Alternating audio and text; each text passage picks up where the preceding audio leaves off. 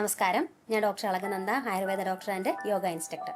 ആയുർവേദ ചികിത്സകൾക്ക് മഴക്കാലത്തുള്ള പ്രാധാന്യം എന്നതിനെ പറ്റിയാണ് ഈ വീഡിയോയിൽ സംസാരിക്കുന്നത്. ആയുർവേദ പ്രകാരം ഉത്തരായന കാലമായിട്ടുള്ള വേനൽക്കാലത്തിൽ നിന്ന് ദക്ഷിണായന കാലമായിട്ടുള്ള വർഷകാലത്തേക്ക് കടക്കുമ്പോൾ അന്തരീക്ഷത്തിലും മണ്ണിലും ജലത്തിലും സസ്യജന്തു ജീവജാലങ്ങളിലൊക്കെ അതിൻ്റെതായിട്ടുള്ള മാറ്റങ്ങൾ സംഭവിക്കുന്നുണ്ട്. വേനൽക്കാലത്തിന്റെ കടുത്ത ചൂടിൽ നിന്ന് മഴക്കാലത്തിലേക്ക് വരുമ്പോൾ മേഘങ്ങളും മഴയും തണുത്ത കാറ്റും മൂലം അന്തരീക്ഷ താപനില നല്ല രീതിയിൽ കുറയുകയും അതുപോലെ തന്നെ അന്തരീക്ഷത്തിലെ ജലാംശത്തിന്റെ അളവ് കൂടി വരികയും ചെയ്യുന്നുണ്ട്. ആയുർവേദ പ്രകാരം ഈ കാരണങ്ങൾ കൊണ്ട് തന്നെ മനുഷ്യ ശരീരത്തിൽ വിവിധ തരത്തിലുള്ള മാറ്റങ്ങൾ സംഭവിക്കുന്നുണ്ട്. ത്രിദോഷങ്ങളായിട്ടുള്ള വാദം, പിത്തം, കഫം എന്നീ 3 ദോഷങ്ങൾ ഈ വർഷകാലത്തിൽ അതിന്റെ സമാവസ്ഥയിൽ നിന്ന് വ്യതിചലിക്കുകയും, അതായത് ഇതിൽ തന്നെ പ്രധാനമായിട്ടുള്ള വാദദോഷം വർദ്ധിച്ചു വരികയും അതിന്റെ ഫലമായിട്ട് തന്നെ മറ്റ് പല വിധത്തിലുള്ള രോഗങ്ങളും ബുദ്ധിമുട്ടുകളും ഒരു മനുഷ്യനിൽ കണ്ടുവരികയും ചെയ്യുന്നുണ്ട്. അതുപോലെ തന്നെ മനുഷ്യ ശരീരത്തിലെ അഗ്നി, അതായത് ഡൈജസ്റ്റീവ് പവർ, ദഹനശക്തി എന്ന് പറയുന്ന ഫാക്ടർ മനുഷ്യ ശരീരത്തിൽ വീക്കൻ ചെയ്യുകയും ചെയ്യുന്നത് ഈ കാലത്ത് തന്നെയാണ്. ഈ വർഷകാലത്ത് ത്രിദോഷങ്ങളുടെ സമാവസ്ഥയിൽ നിന്നുള്ള വ്യതിചലനവും അതുപോലെ തന്നെ അഗ്നിബലം കുറയുന്നതും കാരണം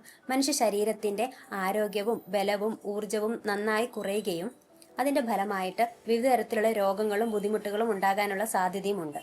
അതുകൊണ്ട് ആയുർവേദത്തിൽ പറയുന്ന ശോധന കർമ്മങ്ങളായിട്ടുള്ള പഞ്ചകർമ്മങ്ങളും അതുപോലെയുള്ള മറ്റ് ശമന ചികിത്സകളും ചെയ്യുക വഴി ഈ വ്യതിചലിച്ചു നിൽക്കുന്ന ദോഷങ്ങളെ സമാവസ്ഥയിലേക്ക് കൊണ്ടുവരാൻ സാധിക്കുകയും പ്രധാനമായിട്ടും വർദ്ധിച്ചു നിൽക്കുന്ന വാദത്തിനെ സമാവസ്ഥയിലേക്ക് കൊണ്ടുവരാൻ സാധിക്കുകയും അതിനെ തുടർന്നുണ്ടാകുന്ന പല വിധത്തിലുള്ള ബുദ്ധിമുട്ടുകൾ നമുക്ക് തടയാനും സാധിക്കുന്നതാണ്. അതുപോലെ തന്നെ ഈ ചികിത്സകൾ കാരണം നമ്മുടെ അഗ്നിബലം നല്ല രീതിയിൽ വർദ്ധിച്ചു വരികയും നമ്മൾ കഴിക്കുന്ന ആഹാരങ്ങളൊക്കെ പൂർണ്ണമായിട്ടും നമ്മുടെ ശരീരത്തിന്റെ പ്രവർത്തനത്തിനായിട്ടും ബലം വർദ്ധിപ്പിക്കുന്നതിനായിട്ടും ഉപയോഗിക്കാൻ സാധിക്കുന്നതുമാണ്. ഈ മഴക്കാല ചികിത്സകൾ വഴി ത്രിദോഷങ്ങളെ ബാലൻസ് ചെയ്ത് നിർത്താനും അതുപോലെ തന്നെ അഗ്നിബലം വർദ്ധിപ്പിച്ചു കൊണ്ടുവരാനും സാധിക്കുന്നത് വഴി നമ്മുടെ ശരീരത്തിന്റെ ആരോഗ്യം നിലനിർത്താനും ഊർജം വർദ്ധിപ്പിക്കാനും ബലം വർദ്ധിപ്പിക്കാനും സഹായിക്കുന്നതാണ്. അതുപോലെ തന്നെ ഈ മഴക്കാലത്ത് നമ്മൾ ആഹാര കാര്യങ്ങളിൽ ചില മാറ്റങ്ങൾ വരുത്തേണ്ടതും അതുപോലെ ചില കാര്യങ്ങൾ ശ്രദ്ധിക്കേണ്ടതുമുണ്ട് എന്ന് ആചാര്യന്മാർ പറഞ്ഞിട്ടുണ്ട്. ഈ കാലത്ത് നമ്മൾ കഴിക്കുന്ന ആഹാരങ്ങളിൽ കൂടുതലായിട്ടും മധുരമുള്ളതും അതുപോലെ തന്നെ പുളിയുള്ളതും ഉപ്പുള്ളതും ആയിട്ടുള്ള ആഹാരങ്ങൾ ഉൾപ്പെടുത്താനും ആഹാരം നിർമ്മിക്കുമ്പോൾ അതിനകത്ത് നമുക്ക്